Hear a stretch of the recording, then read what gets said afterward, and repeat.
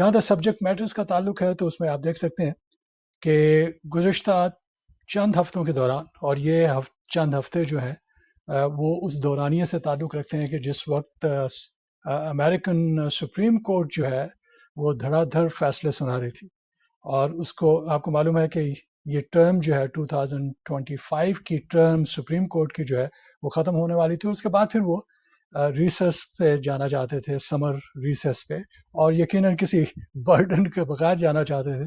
تو انہوں نے خاصی محنت سے اور بڑی کوششوں سے اس پریشر کو جو ہے قبول کیا. گو کہ ہم ان کے فیصلوں سے، بہت سے ایسے فیصلے ہوئے ہیں جن فیصلوں سے متفق نہیں ہو سکتے. آپ کو معلوم ہے کہ سب سے اور خاص طور پہ امیگریشن کے رخ پہ اگر آتے ہیں تو امیگریشن کی نیچر اور اسکوپ کے مطابق جو بہت سے ڈیسیجن ہوئے ہیں، وہ ڈیسیجن جو ہیں وہ ایگزیکٹو ایکشن دینے والوں کے حق میں گئے. اس سے مراد یہ کہ ڈونلڈ ٹرمپ نے جو ایگزیکٹو ایکشن نکالے تھے ان میں سے 4 ایگزیکٹو ایکشن پہ گفتگو ہوئی. ان میں سے ایک ایکشن جو تھا اسے نل اینڈ وائڈ قرار دیا گیا، اور وہ آپ کو معلوم ہے کہ یہاں کی شہریت کے بارے میں ہے، برتھ رائٹ سٹیزن جسے ہم کہتے ہیں. اور اس کے ساتھ 3 اور ایسے ڈیسیجن آئے کہ جو ٹرمپ ایڈمنسٹریشن کے حق میں جاتے ہیں. اب ان کے بارے میں بات ہو سکتی ہے، اور یقیناً سپریم کورٹ کے فیصلے ہیں تو ان فیصلوں کو اٹھا کے کھڑکی سے باہر نہیں پھینکا جا سکتا، لیکن ان کے جو اثرات ہیں ان اثرات پہ یقیناً گفتگو ہو سکتی ہے. تو اس پہ ہم بات کریں گے. اس کے علاوہ آپ کے بہت سے کویشچنز آئے ہیں امریکن نیچرلائزیشن کے پروسیس کے بارے میں. 4-5 آپ کے سوالات آئے مختلف ای میل کے ذریعے سے. تو میں کوشش یہ کروں گا کہ ان سب کو ایک ہی جگہ پہ ایک ہی ایفرٹ میں جو ہے ان کو جو ہے وہ کور کیا جا سکے.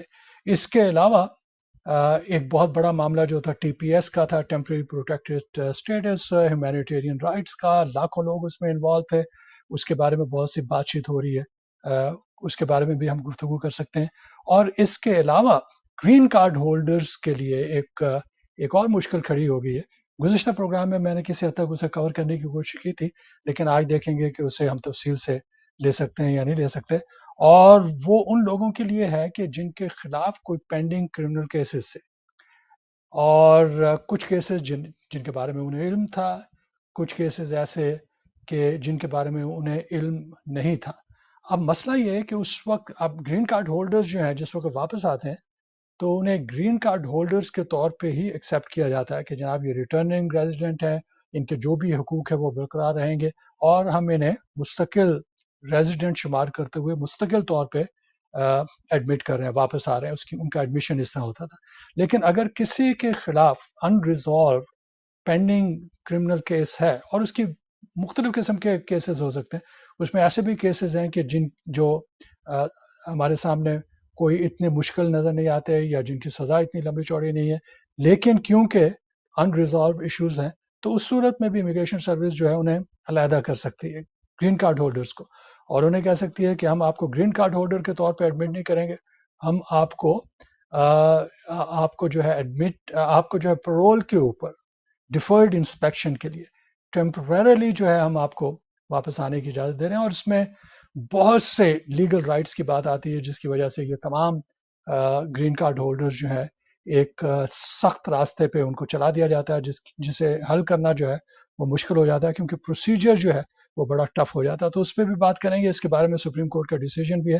اور ایک اور سبجیکٹ انتہائی امپورٹنٹ سبجیکٹ جو اسائلم سے تعلق رکھتا ہے، جس کے بارے میں بھی سپریم کورٹ نے ڈیسیجن کیا، اور یہ بھی ایگزیکٹو ایکشن دینے والوں کی ایک لحاظ سے جیت ہے. اور اس میں یہ کہا گیا کہ جو شخص اس وقت تک جب تک وہ امریکن سوئل پہ نہیں آتا، امریکہ میں داخل نہیں ہوتا، اس وقت تک جو ہے باہر سے اسائلم کی اپلیکیشن جو ہے وہ ایکسیپٹ نہیں کی جا سکتی. میں اس اسائلم اپلیکیشن کی بات نہیں کر رہا کہ جو باہر سے کسی اور ملک سے لوگ فائل کرنے کی کوشش کرتے ہیں، کیونکہ اسائلم کی اپلیکیشن تو فائل نہیں ہو سکتی اس طرح سے. تو آپ کا اسائلم کی اپلیکیشن فائل کرنے کے لیے یہاں پہ آنا ضروری تھا. تو اس میں 2 رخ آتے ہیں: ایسے لوگ کہ جو ایئرپورٹ پہ آئے اور وہ اپلائی کرنا چاہو، ایسے لوگ جو سدرن بارڈر پہ ہیں. تو ان دونوں کے ڈائمینشن بڑے مختلف ہیں.